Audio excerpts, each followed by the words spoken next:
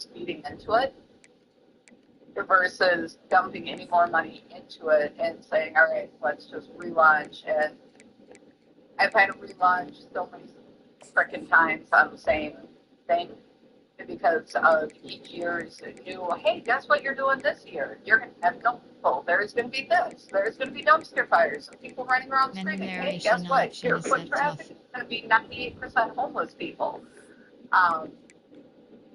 That's really changed the dynamics of what that business specifically needs to be. And I think you can see that from the few people that are around, where if they are open, they've got very few people in.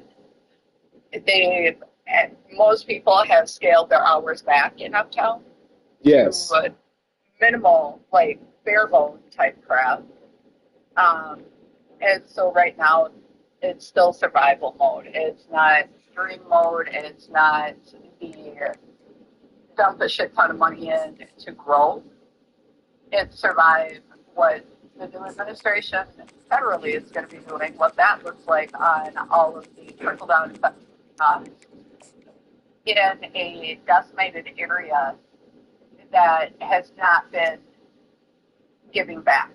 Correct. And so the main focus there needs to be very heavily on maintaining the events, keeping that flow going. But I need to get the sister sites and other elements outdoors going on to support the overhead of that space. And yes. Yes. businesses fucking know how to run that kind of business. That's not the problem. Sure. It's that kind of business in that location is the problem. And so that's where really getting outside of that, getting out to the outdoor festivals, getting out with the catering truck and doing the different parties and everything else that are out there. Yes. Those are needed to support the overhead for the business's location. What do you think the ask built for just existing there right now is? What do you mean? At the theater? Uh-huh. You asking me what the bills are as far as a cumulative with everything? Yeah, a monthly net. What do you think it is operating at the capacity that I said? Yes.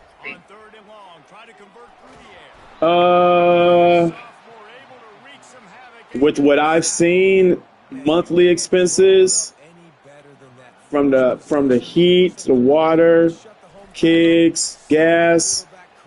I want to say per month.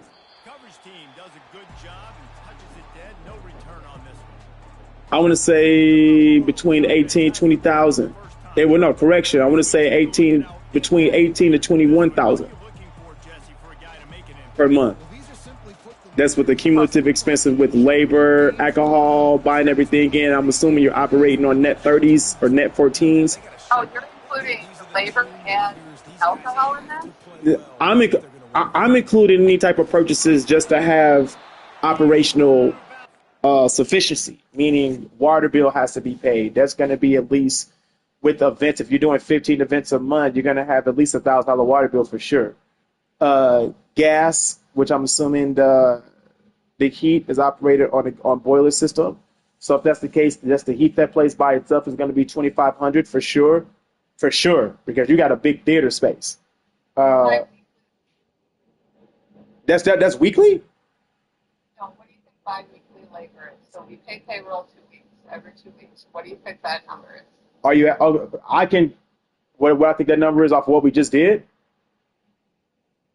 From what you've seen before, Empire Strikes Back. Yes, ma'am. Where we're at now, just give me a spread. Yeah. So I know how much I costed. So 1, 2, 3, 4. Ugh. Shit. You talking just in payroll? Just in payroll. I want to say bi-weekly payroll. With Empire, you did probably between 35, 40,000. So last month, my expenses were $180,000. $100,000. Wow, Amy. So it's not that I put my heart aside. I've got to figure out how to juggle. So the expenses exceeded the income due to the loss of the additional $1,000. It's literally only $1,000 per time, but 1,000 times 32 is $32,000. Yes, $32,000. Yes. And that's minimum. And so typically I know each event style, and I can almost, within a couple $100, guarantee what our take is going to be from just our basic sales. Sure. Curveballs on me that really fucked that up on planning. Yes. So last month, operating at a deficit. Were you okay? I guess if we're just being transparent here, I'm assuming you was. Were you operating at a 20% deficit, 30% deficit? Hang on, my front lab fully kicked in, so 30, closer to 20. Okay, so so from our experience, we know that when there's a miscommunication like that, it can pretty much damage a lot as far as profit. Hold on a second. That's where the space itself needs to be laid out precisely. And so I'm going to try to work on getting a handbook that has floor layouts. Oh, okay. How we see everything, how we take the stage apart, what we allow. So Rick was trying to act on our best interest, and I've known Rick for a long time. He's a friend of mine. We go to the theater and do stuff. I let him step in for me after getting out of the holiday mess and chaos. Yes. And he's a really nice guy. And Sapphire, CESU basically, their production guy basically took advantage of that. So he was only there for the build-up, and then he hopped on a plane and moved on. So he was contractual. Are you talking about Daniel? Yeah, so if he knew what was going on, he was apologizing to Sean. Sure. But he knew it was a fucked up level. And one of those things that him leaving out that information, and then I needed a fucking break. I had to have Rip step in. Rip not understanding the impact of every little bit of space on how it lays out. Sure. And it helped screw me on that one. So. And immediately when we were talking, where it's like, look, you can't have 88 over here. Why is it laid out like this? Why the fuck is this so tight? You're losing 6 feet of space over there. And so Daniel not knowing these layouts, he immediately, and not disclosing what his intent was for the layout, where we could have taken care of this, where all of us would have been successful. Yes, you could have easily eliminated some seats to be able to, damn. That's the layout of everything with them going forward on how we keep it. So I've got happy customers coming in. Yes. Bars function better. I've already got that layout worked out. Sure. But did, which was shitty. After he knows what he did, he blamed Rip. He didn't blame Rip. He did. He's like, well, Rip said it was fine. And it's like, you know what you're doing, and you know this is not okay. Well, if we need to change it, we can change it, after. And it's like, you know damn well we're not going to be able to change it after the fact. Right, especially with tickets being sold and protocols being handled already. Okay, so basically what it sounds like to me is they took advantage of Rip. He was trying to maximize so with the events, we can't cut off. They had a set amount of tickets sold. All he needed to do was provide the information, the dimensions, and everything else, and work with the venue on, hey, what do you think of this layout? Instead, he sent over a bunch of fake shit. He didn't disclose the fact that they were bringing in a stage adventure, did not disclose the fact that they were bringing in a riser, which is what immediately impacted everything. Yes, the extra riser seating is what impacted everything because it took away the capacity for us to do what we really wanted to do. And, we made it work with the bar situation, but considering, us having to kind of jam pack it, and people really wasn't mad at the service. People were just only mad at the seating. Like for real. Like outside of the show, people wasn't really mad. And when they wasn't told about the gratuity, but as far as, just infrastructural stuff, I think that we did a good job. We handled a lot in a great way. But it was the seating. The problem is that goes along with when you're getting so much every 5 steps like in half, and they talk pretty cool about it, but we've got 403 reviews. 47 of them are 3 stars. Or 3 stars on Wait, how many of them? what's that? Wait, you said how many of them are under 3 stars? 47 out of 403 are 3 stars and under. The way that that here, 433 has not from, so we picked up almost 50 5-star, 4 to 5-star. Our rating hasn't changed because of the weight of those 1-star. So in rating, the negative reviews are way heavier than the positive reviews. So it's like a 1 to 10 range. So it's making Right. when you get that. And so the lack of revenue. So Arizona has it back. The offense and then coming out to bear down. really one of those things when I put the contract together in negotiations. Yeah, in the last drive, It was nothing really based clicked. on No rhythm. no Off the impact. field really quickly. They need to put I something know together here. at minimum, we're going to receive this revenue. For sure. And so our revenue plan, which I didn't know that it was going to take contract for it, but I don't think it makes sense. I think it makes sense. Right. And so it happened. Really nice job But working there's it not out, that getting much. himself open. He was able to locate the football, snag it out of the air. And this It was guy still now has working 5 at receiving but touchdowns on the year. it produced what it was supposed to. Yeah, you could have easily made 250, 300,000 on that. Like easily. Because had you known that if you'd have known those risers would have been coming in, you would have been able to easily say, okay, we have to drop back how many seats we're going to have because people are going to need to be comfortable. Like for real, you could have easily set it up to where, from a comfort level, even the biggest would have been fine. Yep. Trying to do it from far. With other that portion of the bottom. Because there was that area exposed.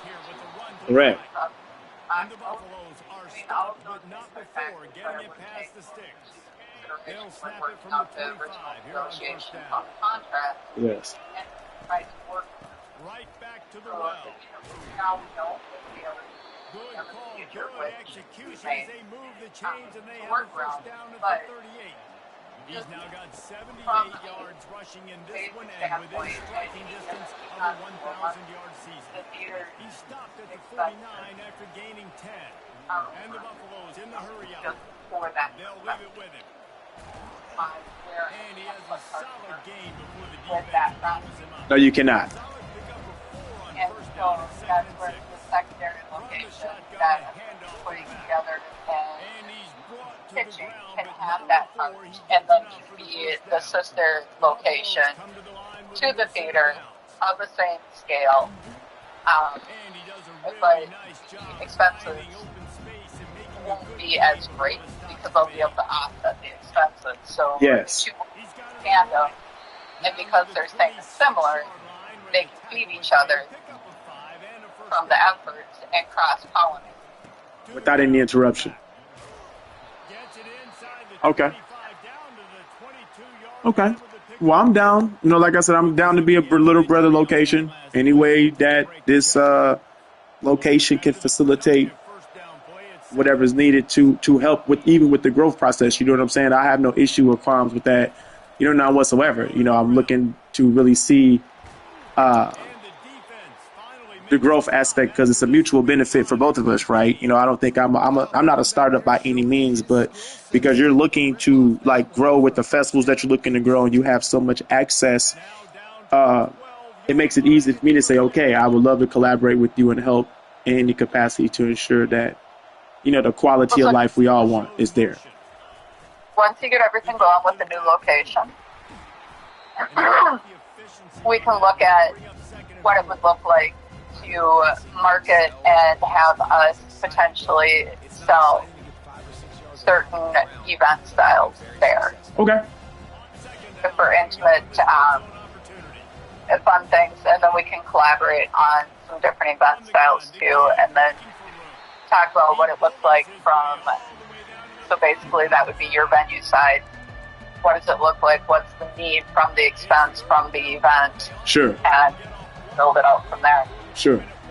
And you know me, I'm all about cross use and cast efficiency. You know what I'm saying? So I'm definitely going to always be on that route, but I'm definitely not looking to be interdependent. With our money, what I'm going to do is, because there's an initiative for, well, you know what? Honestly, I don't know if that might even be a thing anymore, considering with the whole DEI situation. I don't think that might even be an option. I just thought about that. I don't want to be interdependent on any type of funding that I could receive from the city, state, or federal government, knowing that I can get that. I don't want to say, oh, well, I know I got this coming in, and then all of a sudden it's shut down. I'm looking at the grassroots approach before I look at anything silly. Yeah, with everything that's happening from a federal standpoint. So when I look at developments and properties, I've never qualified for any of the grant or assistance money because I am a white woman that they perceive as being advantaged and everything else. They don't know that I came from shit, that I built my own shit, that fucking nobody gave me any handout or anything like that. But I never qualified for any of the programs or any of the startup funds or anything like that. I think it's going to be easy going forward, buddy, to lock in anything while everything's in limbo with asset and power. So I think we're going to see a stall on funding. Federal grant, city, county funding is already slow as fuck. Yeah. So, yeah, I respect your position on not counting on that because I don't think it's a reliable source at this time. Always apply for any free funds that are out there. It's one of those things, grant money, stuff like that. Any freaking time you see something, it's apply. I'm constantly scouring for grants and funding and everything else. And so it's one of those things that absolutely play whatever card you got and use it, and apply for any of the free funds because they take enough from all of us. Yeah, I've just, damn it, I've just never been the type for real to just be like needing to or wanting to, because again, my mentors have really like hammered into me, if you're going to go into any business situation, you have to always be able to do these three things. Law-abiding business, right? Be able to set a network that is unshakable, meaning creating relationships with the heart, right? And then the obvious location. And I've been very patient. I've done my business model in multiple systems, multiple venues, multiple arenas, and the premise is still the same, right?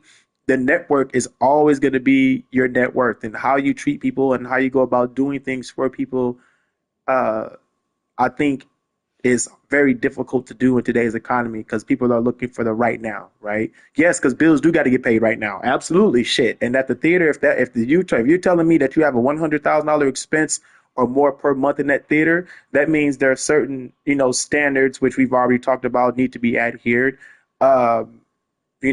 Shit, but $100,000 is $100,000 nonetheless. So now me knowing that kind of gives me a greater sense of urgency behind what I'm doing now. Because the sooner we can get you to operating at a autopilot base to get that foundation right, I know what you're capable of, baby. I'm always willing to invest into that. Now I don't have the masses amount of capital that most people have, granted, but I do have the talent and skill set to be able to help get to wherever we need to be. And if I'm going to be working at the theater, the least I can do is contribute, my skill set properly so that way you can reach that, peak for us to even have jobs. Yeah, so that's really where it's at. The place is already operating. It's able to generate cash. It's having the right individuals around that understand that every damn thing costs something, and knowing how to help others understand that. So it's not like, oh, whoops, I just dropped $300 worth of plates, or oh, yep, that's going in the trash. That's walking out the door. It's just like that. So I mean, just having people around from that standpoint as a base, and then bringing it up from there is pretty huge. Yeah, so the ability to operate, maintain, and then grow once whatever happens is there. We've seen growth at that location year over year. Sure. But the rate has been so freaking slow that this year we're at where we should have been year one. And that's 5 years. Okay, well, obviously COVID changed the culture, and a lot of places shutting down makes it a little difficult to kind of handle anything in that building.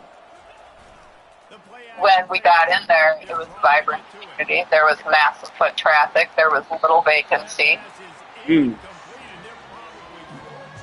were restaurants all around. There was activities all around. There was a massive art fair that drew people into an area they felt familiar and comfortable in. And now it's the exact opposite. People aren't comfortable. They're not familiar. There's no need to go there because there's no real basic needs other than a freaking FedEx. Correct. There's no desire to go there and hang out because there's no little shops or things to do that draw people in other than the bookstore. And I love the bookstore. We do events with them. But they're a nerdy little bunch. And they just do their thing. They go in, they get their book, and then they carry on. And so they're not looking to hang out. They're not the cocktail crowd typically. But that nerdy little crowd, when we do a book signing event or an author event with Majors and Clint, they come out in the masses. And they even did during COVID, where we were selling out book author events. Sure. So, I mean, it's not necessarily a basis we can lean on, but they're there. And so, and I don't know that Ann Kim's little shop is really going to, she'll have the initial where people are like, oh, Ann Kim. They shut it down already. No, she's got a store that it finally came out. She tried using somebody's name as the person, the founder. Yeah. When she announced it, and it's supposed to be like a little retail cafe type thing. Oh, okay. And so initially she was trying to, it was coming out that somebody else, and now more and more articles are named her. At first, because what I was reading this was like, yeah, it sounds like you're trying to hide behind because of all the bullshit that happened. Yeah, I was about to say, did she, okay. Yeah, basically turned on her, trying to unionize it. But the business model that she had was kind of funny. Yeah. Where, yeah, say, okay, everybody makes $20. And then church. Yeah, that's not, yeah, that model's not going to work. So that first came out, and right away when she opened her location and looking for jobs, and but yeah, it's the Chickless environment is that backwards coming from somebody that got started on attempting employment. Right. For sure.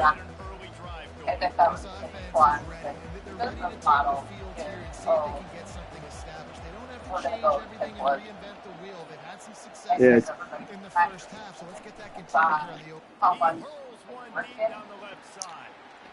And it's And incomplete. what They were is looking for the huge gain on first down. After the misfire Yeah, that definitely wasn't going to on work for second sure. down, I don't know too many people that's willing to take that sacrifice for you like that. Yeah, no, she had a puts it in, it's complete. no tip line and just a flat ring. And then she had surface speed. And that was When you see short zone run. coverage, man, can you manipulate defense when you That's have a a house good type. pocket and you've got time to throw? You got a little bit of time to throw. And I know that move San guys with Francisco your was eyes, one that launched that much. And I know some of good the throw, places good catch, in first like coffee shops and shit like that. Sure. But that's nice. And it will be second and just a few breaths away from the first down. Well, even then, there's a level of expectation of that type of service, you know what I'm saying, which we all kind of know, you know, what that is. But, you know, It's moving quickly to the line. The give to the back. Yeah, but They bring him down and he's going to lose the that's yard just a on big that one. one. And it's coming On from that last one, it's something second and 11. when everybody tries to go tip was. Looking for room. I It's don't agree with that. And he finds some solid space, makes a nice game before the defense is able That's to not what Denver was ever started on. And third and short from the 42. not what They it finally removes get him the to the ground with a big running Yes. play moves to change for the first down. and Here's this yeah, offense with a and fresh I set of just don't downs. see it's a good model. Especially when And they'll finally get him because down part of the after other a problem terrific that she pickup. had with that model was her cost of labor was so high. yes, not a labor cost. That's when you get to the for sure like issue of It's just a mental error. of that. You know, labor is exactly that. Labor, I understand it. it's just not cheap. Yeah. No, so because she gave everybody a higher pay rate, took away the tip opportunity when it was slow and she didn't have the business. Clapping and there's all this She crowd was noise, paying but you just gotta loans, hone in, and watch so the if that's football kind of that before you fine make line those walk plays. where Maybe can be a if little you're going to more have that aggressive kind here of after the labor offside model, penalty. It's first and you five. have to have guaranteed business. There can't be any instability in an environment. Right, and then also everybody has to be on the same page too. Everybody has to be willing to sacrifice in certain areas when it comes down to labor. But then also, you know, with a tipless, like I would be okay with working in a tipless environment because again, I'm serving towards the network. I know I'm going to get my back end money. I know my section's going to be full. I know my bar is going to be full. I know I'm going to be able to have the ability to set up the type of income I'm looking for. But again, most people don't understand that style of the business when it comes down to overall, you know. But do you blame them? I wouldn't work in an environment like that. I've turned down a different job where I was supposed to be a managing bartender. And this was years ago, before it was even a thing, where they had started a tip pool. Oh, tip, yeah. Yeah, it was mandatory tip pool, everything went in, and it was just like, no, I'm not doing that if I know what I pull a night. Well, yeah, of course. I mean, ideally, no one would want to work in that circumstance, right? But considering today's scope and dynamic of, you know, I don't know. You know, I guess that's probably why they're attacking and attracting so many young workers because they don't understand the old concept of how. So the kids now, it's everyone I've talked to, the young ones, 90% of them, when I tell them that, hey, we used to build our network, this was before X, Y, and Z, we would build our following. And they just look at me like, oh, I don't want to do that. And I've got a couple people on our staff who are like, I don't like that idea. And these are young 20-somethings. And that they're so in their shell where they're not outgoing, they're insecure, they're shy, they don't want to step out of that comfort zone, and so they want a guarantee to be handed to them, where they just show up and do whatever, and sometimes not even whatever, and get paid, and that's their expectations. Having to earn or hustle or have any drive to earn more is not fair. and also finding those type of people is not there. So that's a completely understanding of that as well. Right now, they were jonesing on the sidelines to get You an know, opportunity to run back on the field. They are ready to drive this ball and go score. The older ones get it.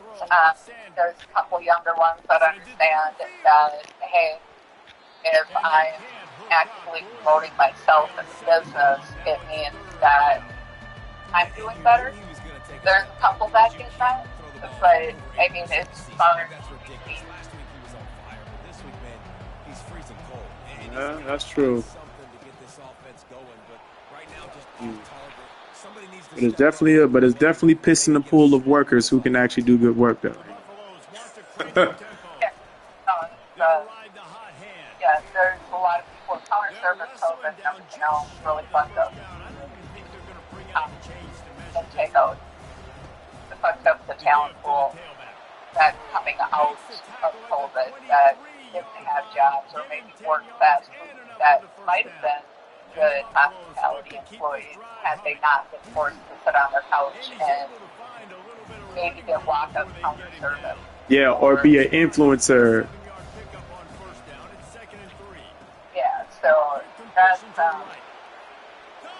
I want to be an influencer. I want to be cool and make money on TikTok and not have to actually work a job. Yeah, looking ass. One of the reasons this offense So is so pathetic. exciting to watch I get it though. Okay.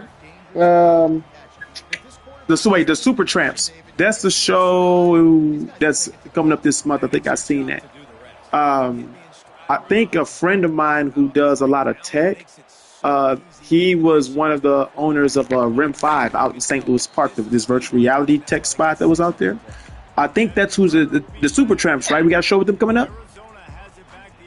yeah, so Supertramp is a group of people that have performed in the area for a very long time.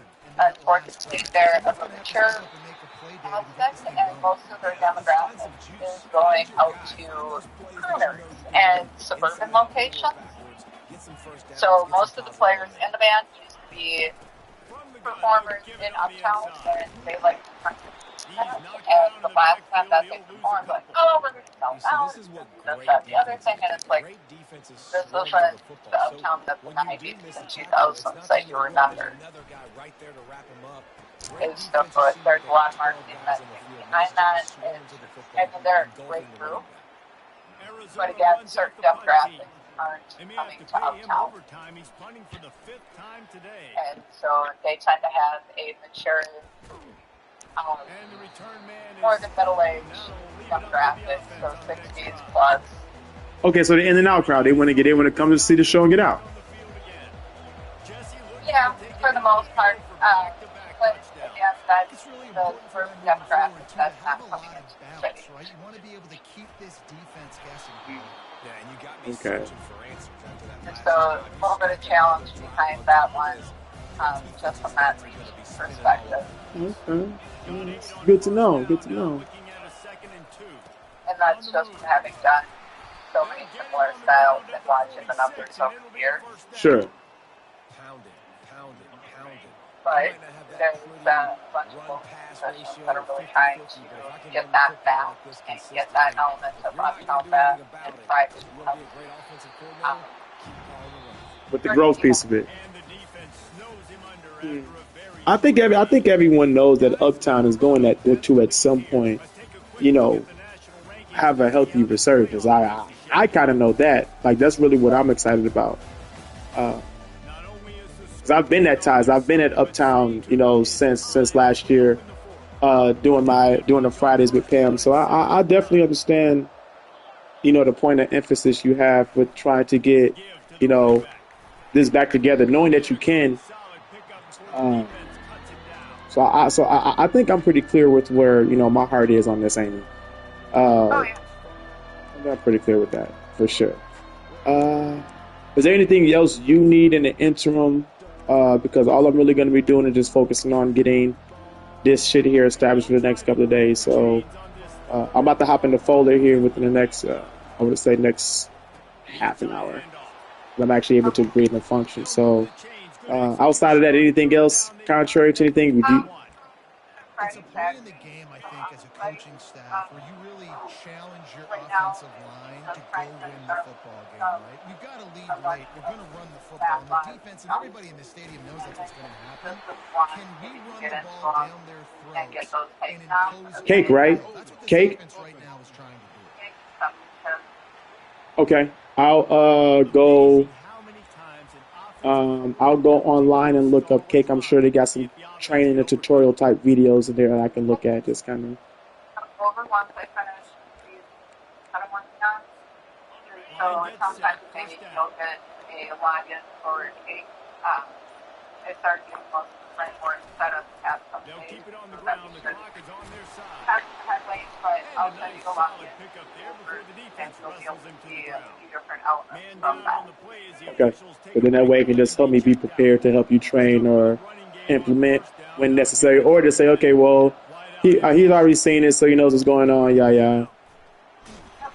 Yeah, no, we'll have some training. There's going to be a there's Cake University, there's a bunch of other stuff. Now I just need to get everything plugged into it, and so that'll have more access. Sure. Okay. So, how All right. Well, I'll be at the desk getting this work done. And I'm here. Thanks, Amy. Appreciate you. And if you didn't know, this okay. was a big Bye. play. The crowd is telling you. A huge third down.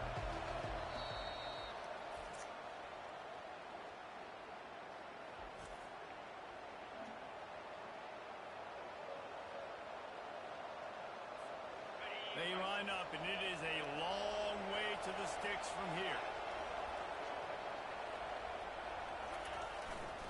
They go to the ground. They'll pick up enough yardage for the first down. They've got it at the 30.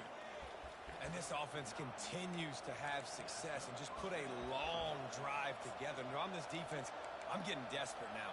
It's desperation. I got to make a play. I got to force something to happen. I got to change something up, and I got to get this football back to my offense. And maybe he'll get back to the line of scrimmage, but no more than that. You love to see that from the defense, right? It's like bend, don't break. They've given up a bunch of plays on this drive, but now that they're getting damn close to field goal range, you're seeing them start to stiffen up. Yeah, and plays don't matter anymore. Yards don't matter. All that matters with these defenses nowadays is points and limiting them. On the ground, it's Hayden. And a good, solid pickup there before the defense knocks him down. Quick timeout call by the defense, stopping the clock to save as much time as possible for their offense. Here they come up to the 23-yard line, not thinking field goal, wanting to convert this third and short. Tackled after picking up the first down. Defense uses a timeout quickly, trying to get that ball back and preserve time for their offense. And the Buffaloes will have it 1st and 10.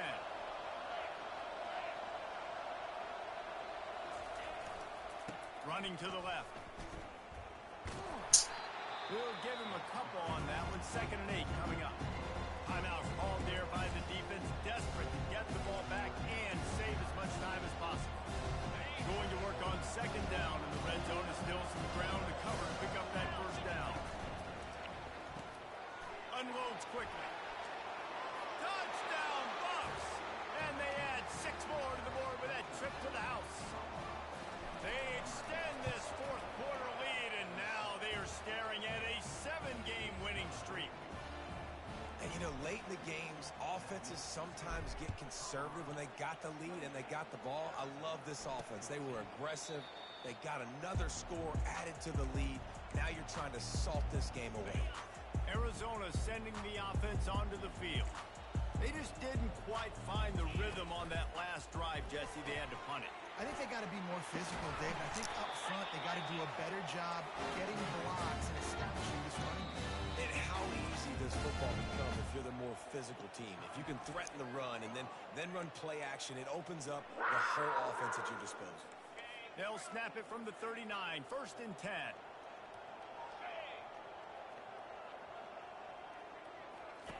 Looking to move it through the air. And he can't escape, and down he goes. They'll hurry to the line with the clock still running. To the air, it's Fafita. What a spectacular layout and catch. Got to get to the line quickly for this third down play. From the gun, wants to pass.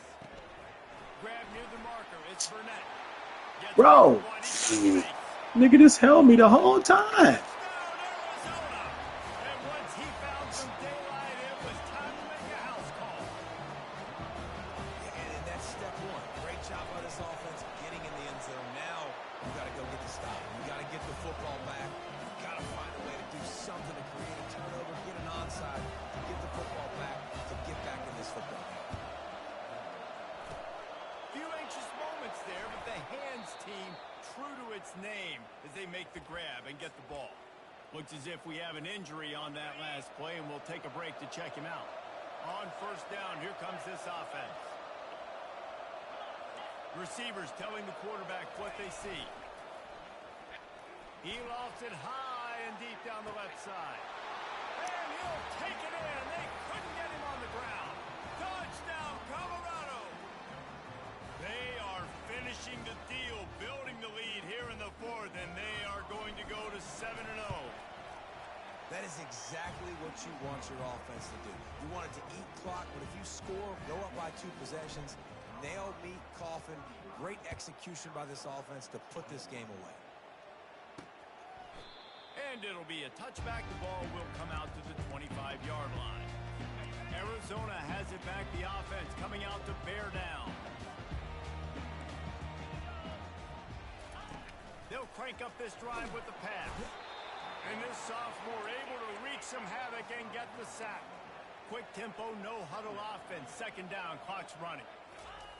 And quickly to the line of scrimmage, they spike it and stop the clock.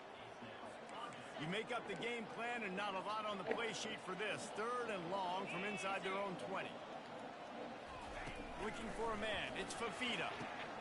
Fires into traffic, picked off. Looking for more room. And he's out of bounds at the 1-yard line, a mere 3 feet from a pick six. That should be the nail in the coffin. What a great break on the football. Getting the big turnover. You got the lead. Now just go out there. Touchdown, Buffaloes! And they take it in for 6 more points. That lead a little more comfortable now as they close in on extending this winning streak. We check in with Kevin Connors. What's going on, Kevin? Guys, right back to your game after we update the nation on this one. Hawaii came through with a lunch pail hard hat performance, and the end result is an eye-opening road victory. And I guess it's not so much that the Rainbow Warriors won, it's more how they won. It's one game, you don't want to react too much either way, but I think both teams will leave this one with some things to work on moving forward. And Kevin Connors keeping an eye on everything all over the country. Sounds like they had a good one there. This defense has kept them backed up. Now one more stop, and they can get off the field on 3rd and long. Just threw that one away to avoid disaster.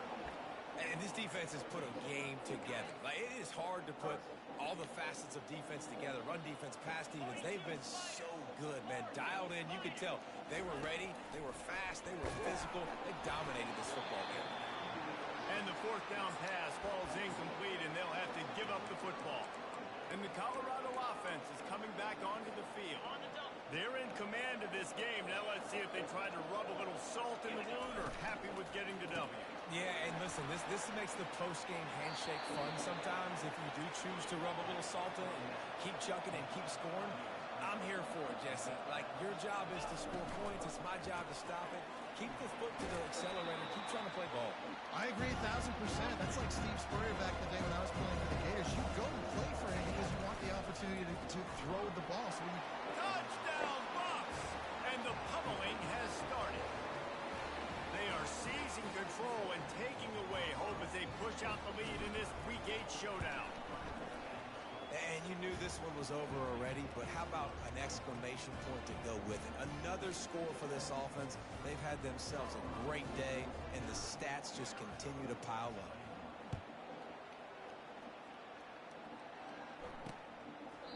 And they thought about a return, then thought better of it. They'll bring it out to the 25.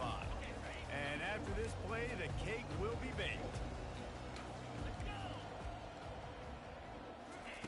to the air on first down. And the pressure was too much. They get him at the 15. Well, this one had all the suspense of a bug hurtling his way toward a windshield, and they did splatter them, an absolutely dominating performance. You got to give the coaching staff a ton of credit. They obviously had their guys ready to play and motivated right from the opening kick. All three phases we saw just spectacular football. No mental mistakes, David. You really can't play better than that. Nah, and it's really fun to do this. Come out and just dominate opponents. Start from finish. Nothing to worry about. You just know you're better. You're going to do you, put up a bunch of points, and win by a lot of points. So that's going to do it for us. For Jesse Palmer, David Pollack, I'm Reese Davis saying so long. This has been another presentation of EA Sports College Football.